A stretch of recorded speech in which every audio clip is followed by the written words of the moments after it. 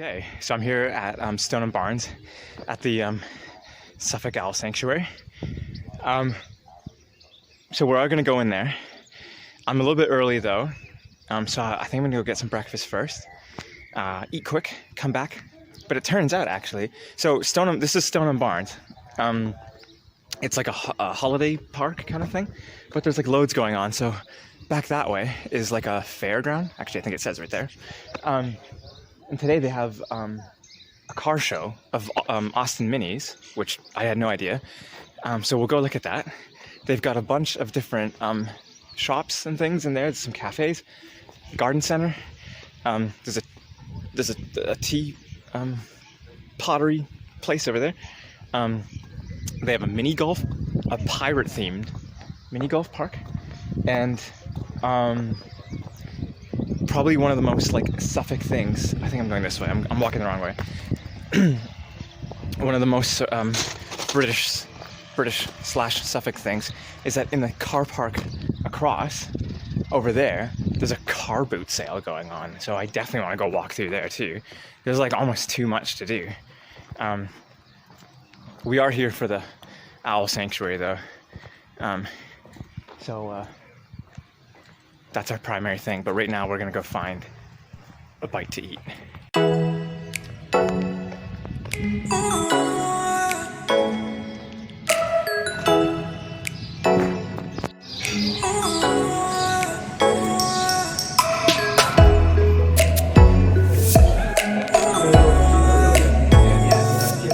Could I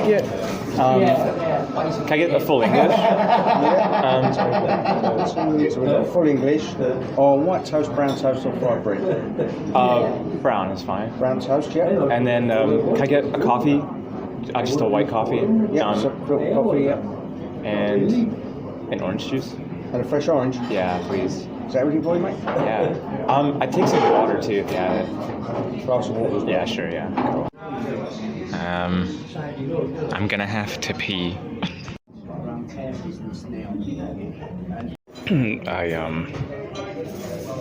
I feel sick. Breakfast is done. I'm a little bit early still, so I'm going to bounce over to the car boot thing. I think I can go this way. Oh yeah.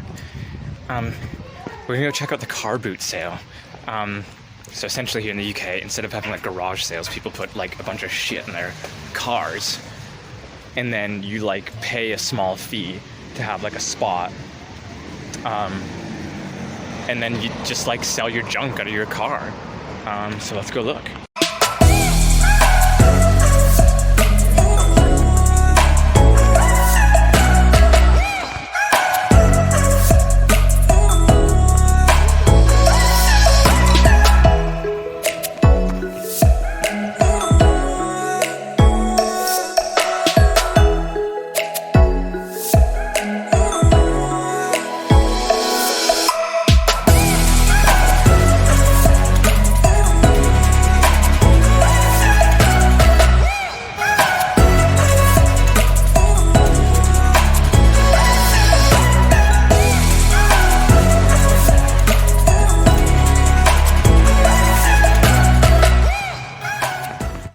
Okay, so first of all, the waitress in the restaurant used to be the same waitress that I had all the time when I went to Petite Pancakes before, and now she works at this restaurant here. So that was weird that I ate a Petite Pancakes yesterday, and then I saw her here today.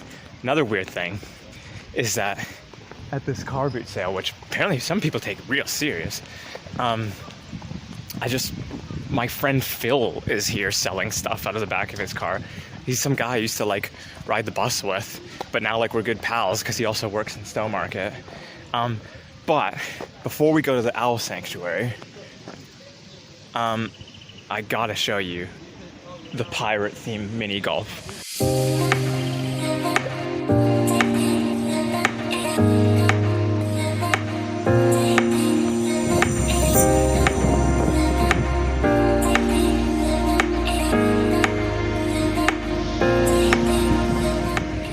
So we're in the Owl Sanctuary now, in the gift shop, and I'm gonna meet my friend Jess, and then we're gonna go around and check everything out.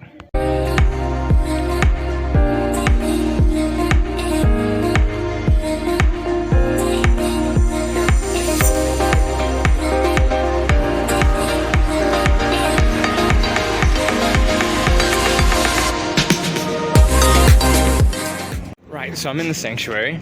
It's an interesting place. I'm actually in here earlier than when they opened, just because they all know me here. So I'm gonna wander around. Maybe I'll go this way, and just look at some stuff. And I'll try to explain a little bit because I do know some of it here, sort of what's going on and things like that. But basically, they're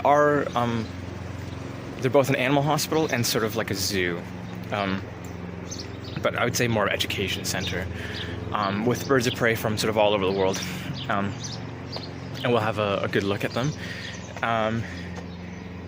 Yeah, there's some really neat things going on here that they're doing, and it's really quite a special place. Unfortunately, funding isn't the best for this kind of facility, and with COVID happening, footfall has been rather low. So financially. That's Frankie. He's a lugger falcon. So cool. Part of the Project Lugger for their conservation. Oh yeah. Natural range. So he's only been out a few days, so he's quite a pretty boy though. That's amazing. Totally got caught talking to myself, and very swiftly was made fun of. I lost my train of thought. What I was talking about. But anyhow. Yeah, I'm just gonna keep wandering around here and get footage of all the different birds of prey, and then around 11:30 is gonna be one of the flying demonstrations. They usually bring out the red kites for that, which is gonna be really cool. And yeah, I'll probably have a chat with some of the staff who know me here. There's a few extra bits that it's not just birds of prey here, and I'm excited to show you that. I remember what I was saying earlier. COVID was really quite detrimental to this place because they weren't able to open. But additionally to that, bird flu happened, I think, 2 years in a row at like pretty critical holiday times, like during Easter and stuff. So again, footfall was super low, and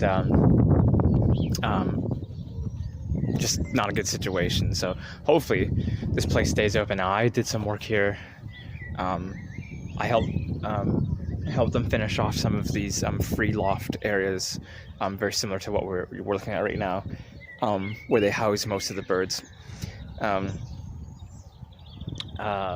We moved like over a ton of gravel, putting gravel in the bottoms for these guys. With myself and some of my trainees from the museum, we came out here. We did some volunteering a couple of times out here in collaboration with them. So anyways, we're gonna walk this way and see sort of like the flying ground, the showground area, and just keep checking out all the birds.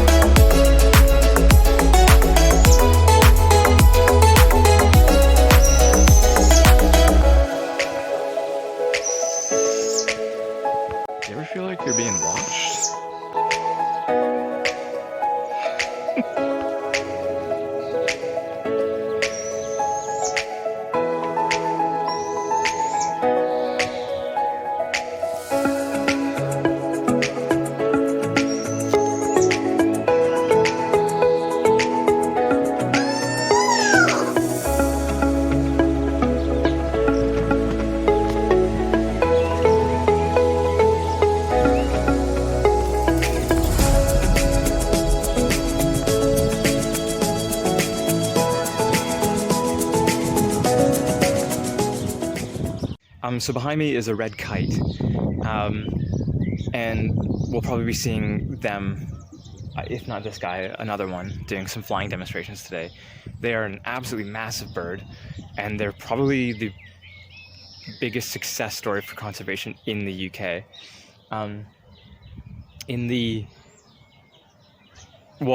So through history they've had sort of a bad rap, but then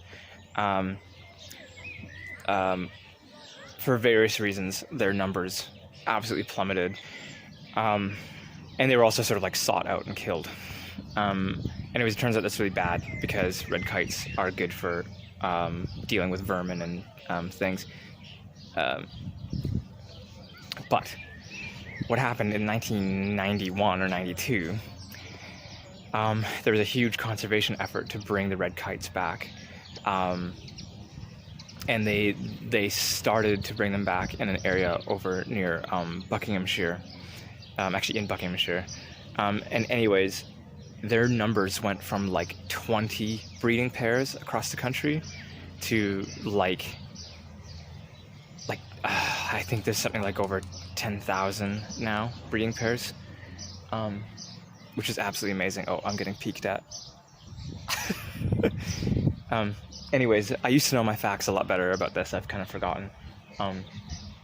But they're a major success story. What does this guy want from me? He's not a red kite. I'm not talking about him. I'm talking about him. Maybe that's why he's jealous.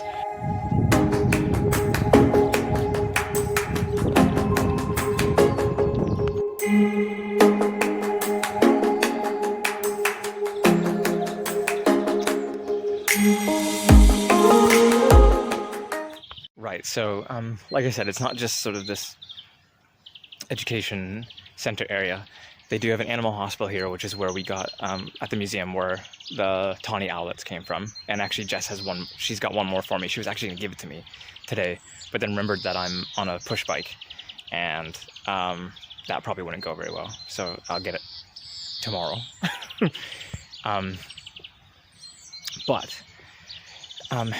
What the other thing they have here though is what's on this sign right there.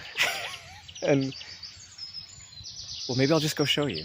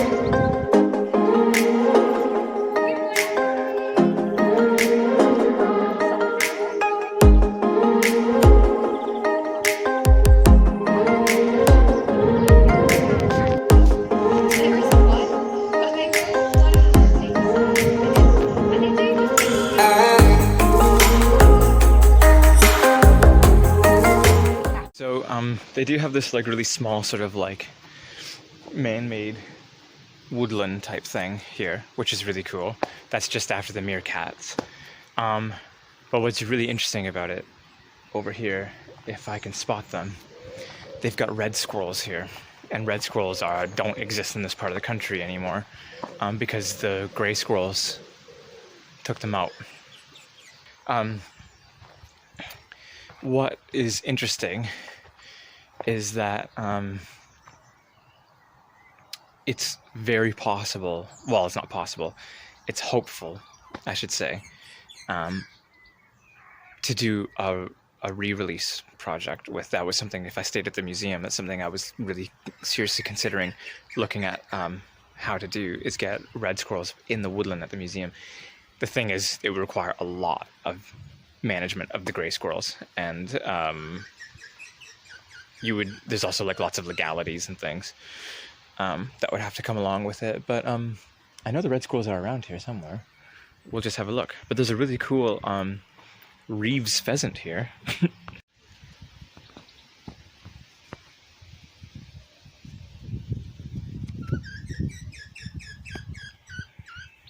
Hard to see, but I did spot one.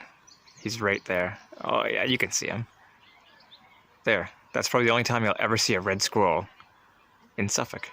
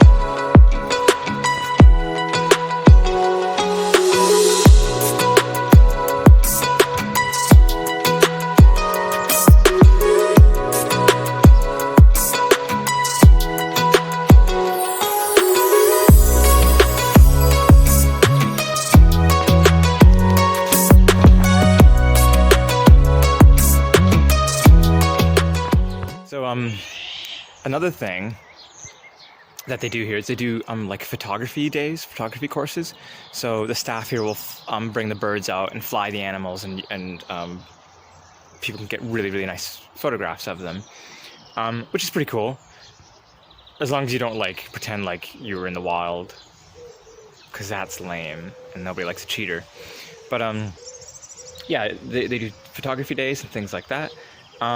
They don't do it here at the sanctuary, but my friend Jess actually, she does do falconry with some of the birds here. So some of the falcons are trained for hunting, and I know, I think last year around Christmas time, I could be wrong about this, about the timing and stuff, but I know for sure that they did a bunch of pheasant hunts, and yeah, it was pheasant, and they donated just like a load of food to I think like a shelter, you know, people who need food.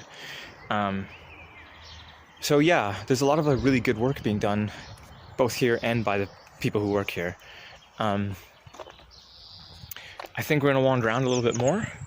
Oh yeah, and like you saw, there is also they've got the hedgehog hotel, so hedgehogs are in deep, deep shit in terms of their survival here in the UK, which if they go, that's really, really horrible for the environment as well.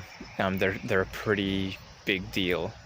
But yeah, their numbers are plummeting, so it's good that we have places like this that will take in either sick or injured hedgehogs and get them back up and running and back out in the wild, kind of thing. Yeah, we'll wander around, we'll see some more birds, maybe we'll see some again that were maybe a little bit hiding. It's a little bit early for these guys, so they're kind of all hidden up. Also, they're probably really weirded out because of me. I would be too.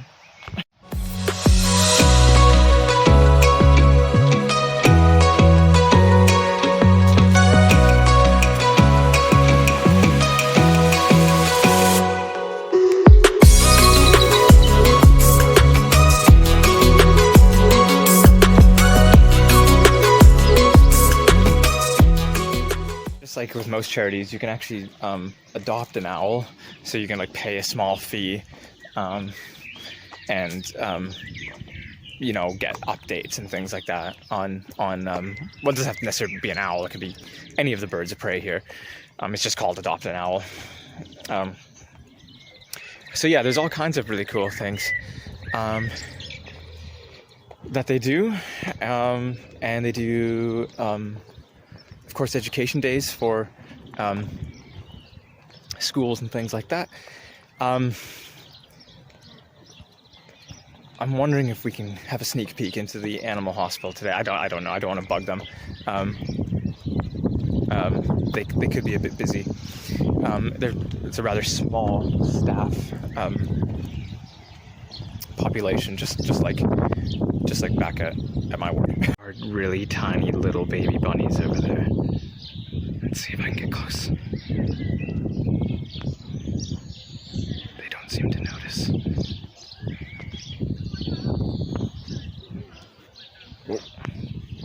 Oh, there's some in here. Just through this door here is where the raptor animal birds of prey hospital is. This little tiny bit is open to the public, so you can go in and look. So I'll just give you a little peek at like what it's like. It's basically the exact same thing. I used to do back home at Wild for Heart, or whatever it's called in Sudbury. But yeah, lots of really good work done here.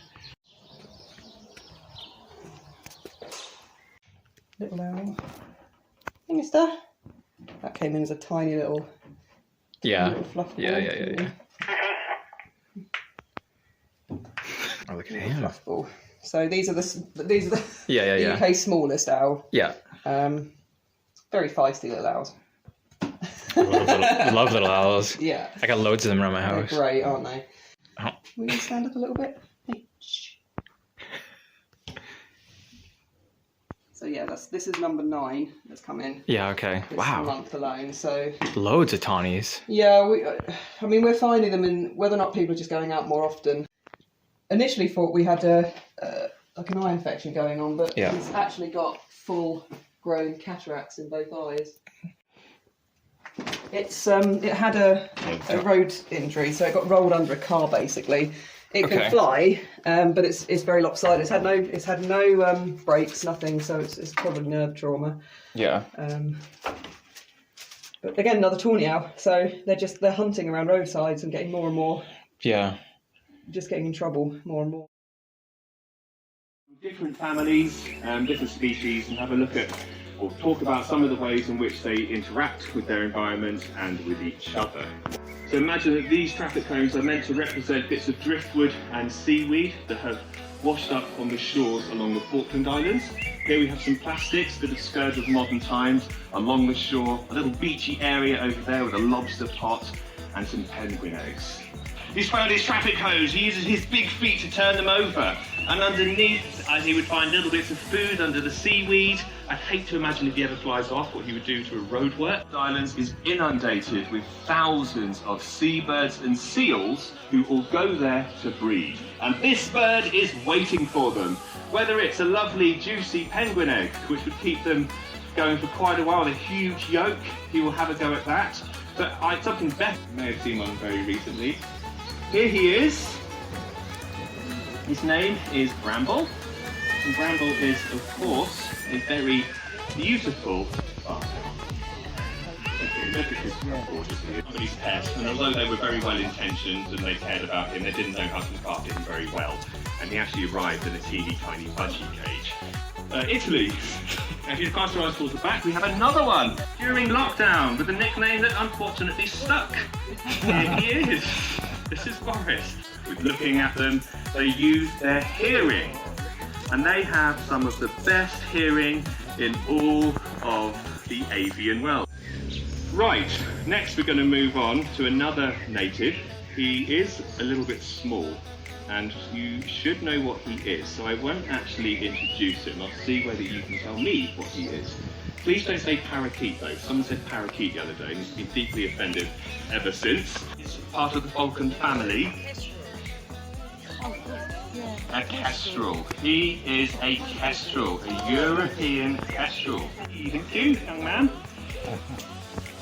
So I think he deserves a nice round of applause. I think I'll take Rio back this way today. Well, is that start today? He's a tough tea now, doesn't he? So we've seen some of our native members of the bird of prey world, and we're going to see one of the biggest we have in our flying team now, or the biggest owl we have in the flying team, please. Her name is Tura, and Tura is a member of the eagle owl family. Here she comes. And she is currently the heaviest owl we have on our site. There we go. And there's around about 160 species of eagle owl all over the world, and they're found on every continent, so they're very widely distributed, and they're not as specific as the barn owls and the grass owls that we saw earlier. You'll generally find eagle owls in areas where there's cover. So, for the most part, the true owls, like Tura, they require a pattern that acts like camouflage, and this is exactly what the eagle owls have. This very, very slow way of hunting and slow way of flying, using a lot of larger prey as well, because the eagle owls are well known for their power. And Tura has a very similar crushing power in her feet to that of a great white shark jaw, like Tura. And so much so, they'll actually nest on the ground. These birds are well known for not making nests. A lot of people ask, well, what does an owl nest look like? For the most part, the best owl nest on the planet is a little hole in the ground with a scrape and a few pellets around it for comfort. Right, they're not very extravagant at all. Enough as dinner. Now, the main feature of eagle owls is the size, usually. They generally are quite big-bodied birds, very powerful feet, and they all have beautiful golden or orange eyes. That's fine. So we're going to end the display on one of our favourite birds to fly, and the reason we tend to leave him till last this time of year is because, honestly, he really likes these weather conditions because he is a soaring bird. So we often let this bird stay out as long as he really wants and have a play on the wind and the heat. There he goes, off he goes, and that's the last you see him. So this is Haken, and he is one of our red kites we have at the centre. Again, here come the sheep. Sheep are really the, they really get the short end of the stick in the livestock world, but they do unfortunately know how to die very easily. So a lot of the time sheep used to die on the hillsides, the farmers used to leave them there. And go up with it, buddy, sorry. And birds like this used to come down and dispose of the carcasses, thus rendering that carcass disease-free as well. So they actually removed it from the environment.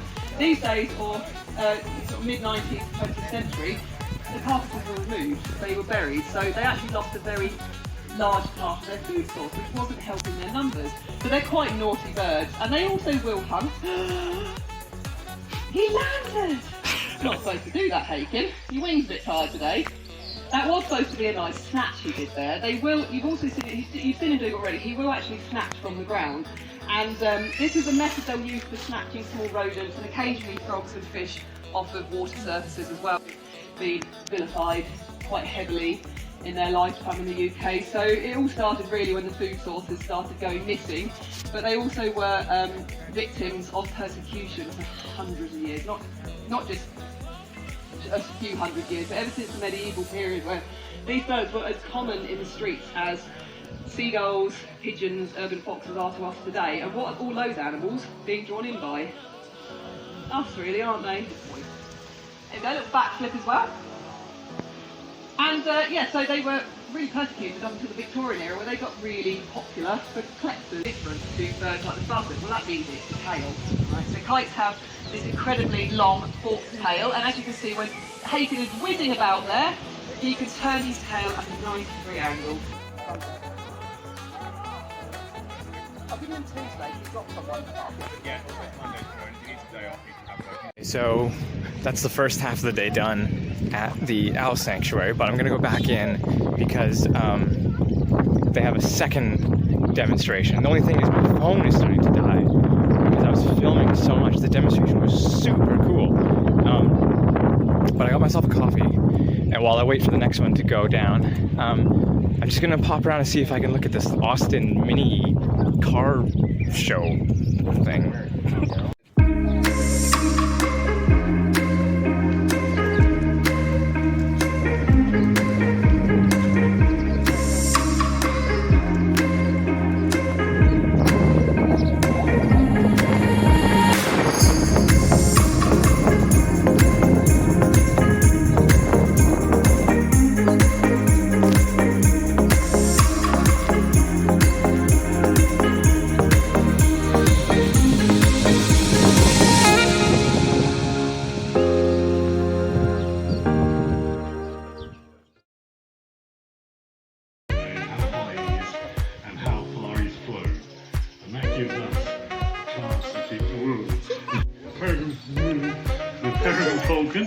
flapping its wings, flies down, hits the pigeon and kills it. There's no real finesse to it, and that's how it reaches its massive speed up to 200 miles an hour.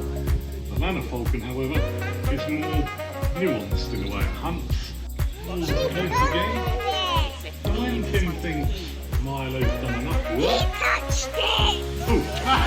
He saw him out! Hey! Don't worry, Leon, look at that. Tim was going to let him have that in the next part. Now, most prey items actually aren't looking for specifics when they're looking for predators. And when he's living in an open area, it's quite similar to a normal species like spot, and just waits for birds to be around and gather because they haven't got the right gaits for it, and they don't have the right legs as he does. But they are still a little bit early into their training, and you're one of the very first audiences who's only seen a few. And then to Smokey and Bandit. Smokey and Bandit are great.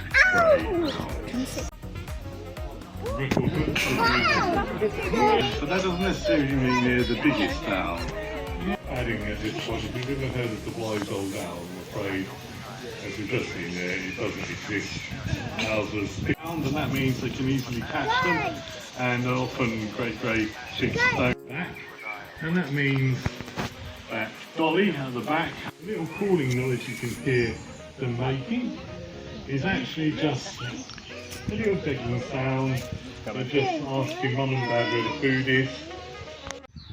So the demonstration had to get called short because in it, the tree right there, one of the great gray owls, who's pretty young, for some reason decided to fly on the other side of the road instead of back into its pen, and it got scared, and now it's stuck in a tree and they can't get it down.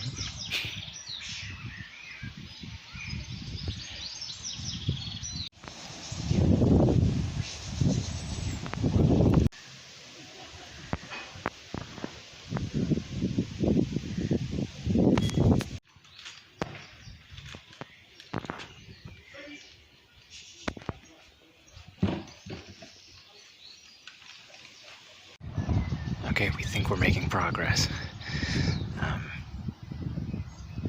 She's starting to bob her head around, like in a hunting manner, so we think she's getting less freaked out and more interested in the dead bird that Jess has.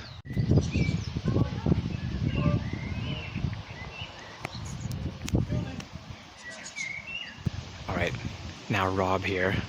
We think Rob's onto something. By the way, my job right now is to block people from going through here.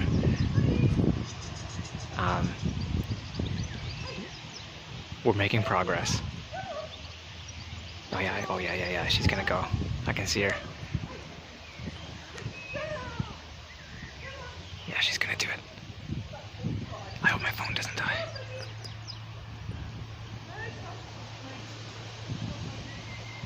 Yeah. Come on. She backed off a bit.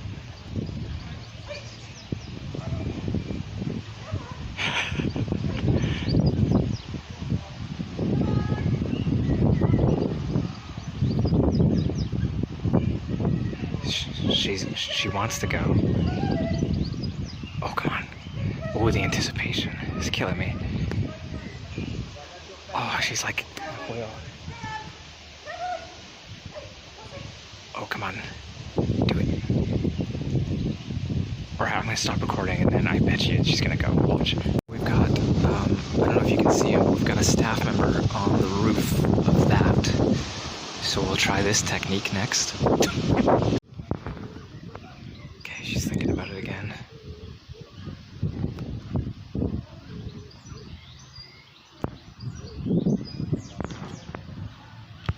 Okay, she just flew out. So, it did fly out of the tree, but it flew elsewhere. And now it's in another tree. This fucking owl. She's on the ground. and we got her. So I'm just about to head home. That was really cool. Just gave us a little private tour of the animal hospital, and we got to help save a bird from in the trees, which was a lot of fun. It started to fly.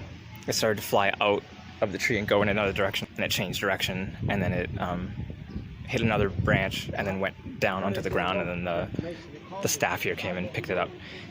The staff were great, by the way. They gave me a staff t-shirt, which is awesome, and I got some merchandise as well. So anyways, that was really cool, and I hope this video turns out as fun as today was.